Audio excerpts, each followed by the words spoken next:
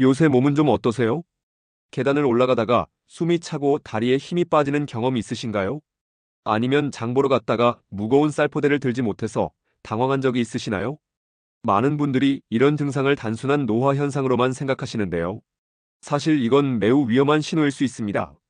최근 연구에 따르면 60세 이후 근력이 급격히 감소하면서 낙상 위험이 3배 이상 증가한다고 해요. 더 심각한 건 근력 저하로 인한 골절이 발생하면 회복 기간이 젊을 때보다 5배나 더 오래 걸린다는 점이에요.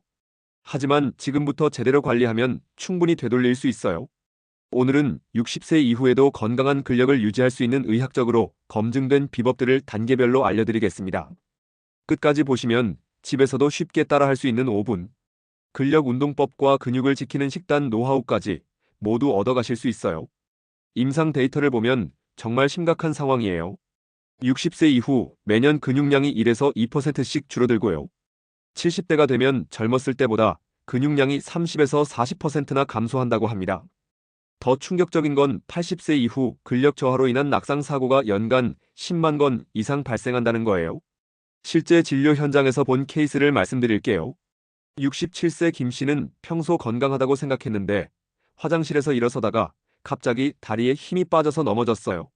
검사 결과 근감 소증이 상당히 진행된 상태였고요. 72세 박 씨는 손자를 안으려다가 허리를 다쳤는데요. 근력이 약해져서 갑작스러운 무게를 견디지 못했던 거예요. 이런 분들의 공통점이 뭔지 아세요? 모두 자신의 근력 저하를 심각하게 받아들이지 않았다는 점이에요. 근력 저하를 방치하면 1단계로 일상생활이 불편해지고요.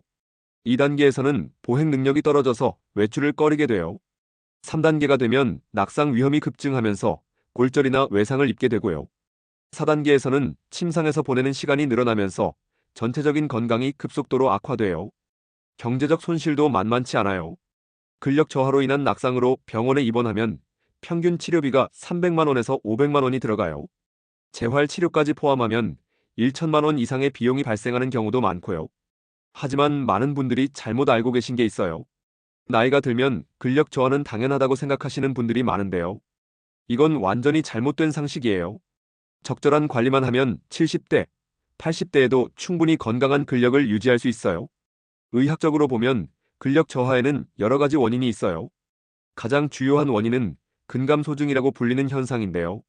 나이가 들면서 근육을 만드는 단백질 합성 능력이 떨어지고 근육을 분해하는 속도는 빨라져요. 특히 60세 이후에는 이런 불균형이 더욱 심해져요. 근육 섬유 자체의 수도 줄어들고 크기도 작아지면서 전체적인 근육량이 감소하는 거죠. 두 번째 원인은 호르몬 변화예요. 성장 호르몬과 테스토스테론, 에스트로겐 같은 근육 형성에 중요한 호르몬들이 나이가 들면서 급격히 줄어들어요. 이로 인해 근육을 만들고 유지하는 능력이 현저히 떨어지게 돼요. 세 번째는 신경계 변화입니다. 근육을 움직이는 신경 전달 속도가 느려지고 신경근 연접부의 기능도 저하돼요.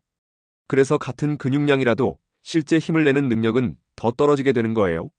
네 번째 원인은 영양 불균형이에요. 특히 단백질 섭취가 부족한 경우가 많은데요.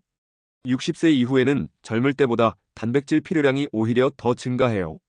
하지만 소화 능력이 떨어지고 식욕이 감소하면서 충분한 단백질을 섭취하지 못하는 경우가 많아요. 다섯 번째는 만성염증이에요. 나이가 들면서 체내 염증 수치가 높아지는데요.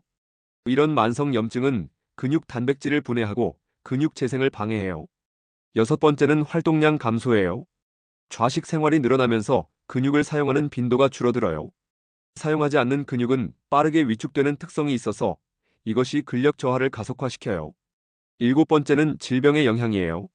당뇨병, 심장질환, 관절염 등의 만성질환은 직간접적으로 근력 저하를 촉진해요.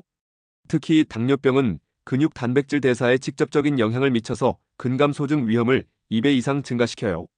성별에 따른 차이도 있어요. 여성의 경우 폐경 이후 에스트로겐 감소로 인해 근력 저하가 더 빠르게 진행돼요. 남성은 테스토스테론 감소가 주요 원인이 되고요. 하지만 남성도 75세 이후에는 근력 감소 속도가 급격히 빨라져요. 이런 악순환이 반복되면서 근력 저하는 점점 가속화돼요. 근력이 약해지면 활동량이 줄어들고 활동량이 줄어들면 근력이 더 약해지는 거죠.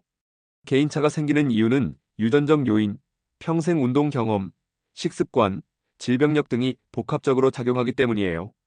이제부터가 진짜 핵심입니다. 의학적으로 검증된 근력 유지 방법을 단계별로 알려드릴게요. 1단계 기초 방법 마이너스 누구나 따라 할 수 있는 기본기. 먼저 단백질 섭취부터 시작해보세요. 매 끼니마다 손바닥 크기만큼의 단백질 식품을 드시는 거예요. 계란 2개, 두부 반모, 생선 한 토막, 닭가슴살 100g 정도가 적당해요. 특히 아침 식사에 단백질을 충분히 드시는 게 중요해요. 밤새 근육 단백질이 분해된 상태에서 아침에 보충해주면 근육 합성이 활발해져요. 두 번째는 충분한 수분 섭취예요. 하루에 물을 8잔 이상 드시되 한 번에 많이 마시지 말고 조금씩 자주 드세요. 탈수 상태가 되면 근육 기능이 현저히 떨어져요. 세 번째는 규칙적인 생활 리듬이에요. 같은 시간에 일어나고 같은 시간에 식사하고 같은 시간에 운동하세요. 생체 리듬이 일정해야 근육 단백질 합성도 효율적으로 일어나요. 네 번째는 충분한 수면이에요. 최소 7시간 이상 푹 주무시는 게 중요해요. 수면 중에 성장 호르몬이 분비되면서 근육이 회복되고 성장해요. 2단계 중급 방법 마이너스 약간의 노력이 필요한 단계. 이제 본격적인 근력 운동을 시작해보세요. 집에서 할 수 있는 간단한 운동부터 시작할게요. 의자에 앉았다 일어나기를 하루에 3세트씩 해보세요.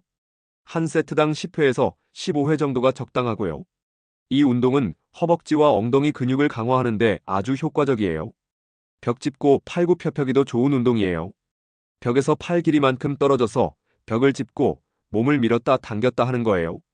가슴과 팔 근육을 안전하게 단련할 수 있어요. 물병을 이용한 운동도 추천해요. 500ml 물병을 양손에 하나씩 들고 팔을 위아래로 움직이는 거예요. 어깨와 팔 근육을 강화하는 데 도움이 돼요. 발목 들기 운동도 빼놓을 수 없어요. 까치발을 들어서 5초간 유지하고 내리는 동작을 반복하세요. 종아리 근육과 균형 감각을 동시에 기를 수 있어요. 운동 강도는 점진적으로 늘려가는 게 중요해요. 처음에는 가볍게 시작해서 몸이 적응되면 횟수나 세트를 조금씩 늘려가세요. 무리하면 오히려 부상 위험이 있어요. 3단계 고급 방법 마이너스 적극적 관리 단계. 이제 더 체계적인 근력 관리를 해보세요. 주 3회 이상 규칙적인 근력 운동을 하시는 거예요. 월수금 또는 화목토같이 일정한 패턴으로 운동하세요. 운동 전후 스트레칭도 필수예요. 운동 전에는 관절을 부드럽게 풀어주는 동적 스트레칭을 하고요. 운동 후에는 근육을 이완시켜주는 정적 스트레칭을 해주세요. 영양 보충에도 더 신경을 쓰셔야 해요. 비타민 D와 칼슘 섭취가 특히 중요한데요. 비타민 D는 근육 기능 유지에 필수적이고 칼슘은 근육 수축에 꼭 필요해요. 오메가-3 지방산도 염증을 줄이고 근육 회복을 도와줘요. 등푸른 생선을 주 2회 이상 드시거나 오메가-3 보충제를 드시는 것도 좋아요. 정기적인 건강검진도 중요해요. 혈액 검사를 통해 단백질 수치, 비타민 D 수치, 염증 지표 등을 확인하세요. 부족한 부분이 있으면 의사와 상담해서 적절히 보충하시고요. 각 방법별 주의사항도 알려드릴게요. 운동할 때는 절대 무리하지 마세요. 관절의 통증이 느껴지면 즉시 중단하고 전문가와 상담하세요. 단백질 보충제를 드실 때는 신장 기능을 고려해야 해요. 신장 질환이 있으신 분은 반드시 의사와 상담 후 섭취하세요. 효과가 나타나는 기간은 개인차가 있지만요. 꾸준히 실천하시면 4주에서 6주 후부터 근력 개선 효과를 느끼실 수 있어요. 3개월 정도 지속하면 확실한 변화를 경험하실 수 있고요. 실패하는 주요 원인은 일관성 부족이에요. 며칠 하다가 그만두는 분들이 많은데요. 작은 목표부터 시작해서 점진적으로 늘려가시는 게 성공의 비결이에요. 성공하시는 분들의 공통점은 매일 조금씩이라도 꾸준히 하신다는 거예요.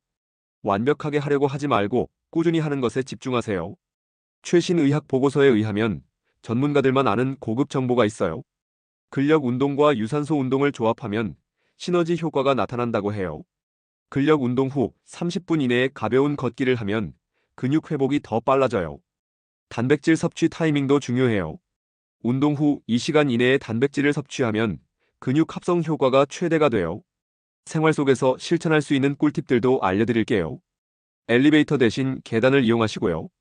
가까운 거리는 걸어서 다니세요. TV 보실 때도 광고 시간에 간단한 스트레칭을 해보세요. 이런 작은 습관들이 모여서 큰 변화를 만들어요. 계절별 관리법도 다르게 해야 해요. 여름에는 충분한 수분 섭취와 시원한 시간대 운동이 중요하고요. 겨울에는 실내 운동과 비타민 D 보충에 신경 쓰셔야 해요. 상황별 맞춤 관리법도 있어요. 관절염이 있으신 분은 수영이나 물속 걷기가 좋고요. 당뇨병이 있으신 분은 식후 1시간 후 운동을 권해드려요. 고혈압이 있으신 분은 급격한 동작보다는 완만한 동작 위주로 운동하세요. 피해야 할 위험한 습관들도 있어요. 무리한 다이어트는 근육까지 빠뜨릴 수 있어요. 과도한 음주는 근육 단백질 합성을 방해하고요. 흡연은 근육으로 가는 산소 공급을 막아서 근력 저하를 가속화시켜요. 응급 상황 대처법도 알아두세요. 갑자기 근육에 경련이 일어나면 해당 부위를 부드럽게 마사지하고 따뜻한 찜질을 해주세요. 운동 중 관절에 심한 통증이 느껴지면 즉시 중단하고 냉찜질을 해주세요. 24시간 이내에 통증이 가라앉지 않으면 병원에 가보시는 게 좋아요. 하지만 현실적으로 많은 분들이 어려움을 겪으시는 부분들이 있어요. 첫 번째로 동기 부족 때문에 대부분 포기하세요. 운동 효과가 바로 나타나지 않으니까 중간에 그만두시는 거예요. 이럴 때는 작은 성취감을 느낄 수 있는 목표를 세우시는 게 좋아요. 두 번째는 시간 부족이라고 하시는 분들이 많아요. 하지만 실제로는 TV 보시는 시간, 스마트폰 하시는 시간을 조금만 줄이면 충분히 운동할 시간을 만들 수 있어요. 하루 10분만 투자해도 큰 차이가 나거든요. 세 번째는 경제적 부담을 걱정하시는 분들이 계세요. 헬스장에 가야 한다고 생각하시는데요. 집에서도 충분히 효과적인 운동이 가능해요. 물병, 의자, 벽만 있으면 모든 운동이 가능하거든요. 네 번째는 기존 질환 때문에 운동을 망설이시는 분들이 많아요. 관절염, 고혈압, 당뇨병이 있으시다고 운동을 포기하실 필요는 없어요. 오히려 적절한 운동이 이런 질환 관리에도 도움이 돼요. 의사와 상담해서 본인에게 맞는 운동을 찾으시면 되거든요. 다섯 번째는 가족들의 이해 부족이에요. 운동하려고 하면 괜한 일 만든다고 하시는 가족들이 있어요. 하지만 지금 투자하는 시간과 노력이 나중에 병원비와 간병비를 줄여주는 거라고 설명해 보세요. 사회적으로도 아직 시니어 근력 운동에 대한 인식이 부족한 게 현실이에요. 운동은 젊은 사람들만 하는 거라고 생각하는 분들이 많거든요. 하지만 이제는 인식이 바뀌어야 할 때예요. 근력 운동은 나이에 상관없이 모든 분들에게 필요한 건강관리법이거든요. 마지막으로 오늘부터 바로 실천하실 수 있는 단계별 계획을 알려드릴게요. 1주차에는 매일 의자에 앉았다 일어나기 10회씩 하시고요. 2주차부터는 벽 짚고 팔굽혀펴기를 추가하세요. 3주차에는 물병 들고 팔 운동까지 하시면 돼요. 4주차부터는 이 모든 동작을 하루에 2세트씩 반복하시고요. 가장 중요한 건 꾸준함이에요. 하루 10분이라도 매일 하시는 게 일주일에 한 번 1시간 하는 것보다 훨씬 효과적이거든요. 근력은 단순히 힘이 아니라 독립적인 생활을 지켜주는 기반이에요. 오늘 알려드린 방법들을 생활 속에서 꾸준히 실천해보세요. 분명히 몸이 달라지는 걸 느끼실 수 있을 거예요. 구독과 좋아요 눌러주시면 더 많은 건강 정보를 가져다 드리겠습니다. 댓글로 궁금한 점이나 본인만의 근력 운동 경험도 공유해 주시고요. 우리 모두 건강한 근육으로 활기찬 노년을 만들어가요.